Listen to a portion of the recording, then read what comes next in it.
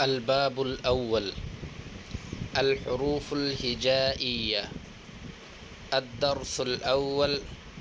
الحروف الهجائية: ألف، باء، تاء، ثاء، جيم، حاء، خاء، دال، ذال، راء، زاي،